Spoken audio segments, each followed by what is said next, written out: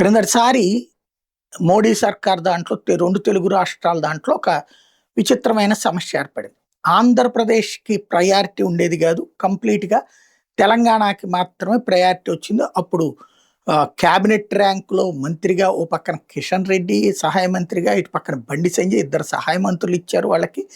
Plus అక్కడే ఉన్నటువంటి DK అరుణకి అలాగే డీకే అరుణకి వైస్ ప్రెసిడెంట్‌గా, మరొక వైపున ఎవరైతే లక్ష్మణ్ గారికి జనరల్ సెక్రటరీతో పాటుగా ఓబీసీ మోర్చా హెడ్‌గా గూడా ఇచ్చుకొచ్చారు. అంటే దాదాపు 4 కీలక పదవులు అటొస్తే, ఆంధ్రప్రదేశ్‌కి సంబంధించి ఎవరికీ లేకుండా పోయింది. ఒక్క శ్రీనివాస్ వర్మకి మాత్రం సహాయ మంత్రి పదవి క్యాబినెట్‌లో వచ్చినట్టయింది.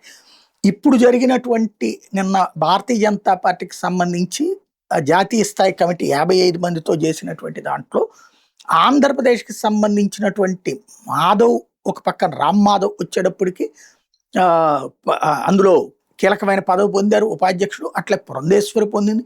మరోవైపు విష్ణువర్ధన్ రెడ్డి ఓవరాల్‌గా అసలు అన్ని విభాగాలకి మధ్యన కోఆర్డినేటర్‌గా కూడా తన్నీమితుడు కావడం, ఇట్లాగా ఒక కీలకమైనటువంటి అడుగులు పడ్డాయి.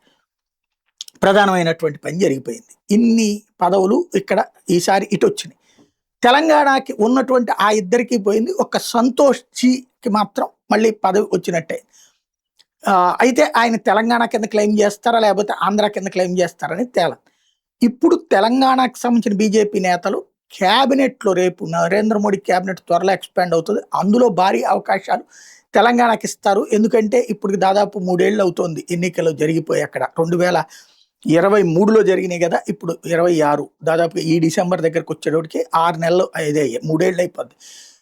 ఇక 2 ఏళ్లే ఉంటుంది కాబట్టి కేంద్ర మంత్రులుగా ఎక్కువ మంది బీజేపీ వాళ్ళని తీసుకుని తద్వారా ఒక దూకుడుగా వెళ్తదా అనేది చూడాలి. లేదా వీళ్ళలో వీళ్ళు కొట్టుకుంటున్నారు కాబట్టి ఓ పనిష్మెంట్ తరహాలో ఈ యాక్షన్ ఏమన్నా తీసుకుంది అధిష్టానం అనేది రేపు మోడీ మంత్రివర్గ విస్తరణ తర్వాత తేలుతుంది.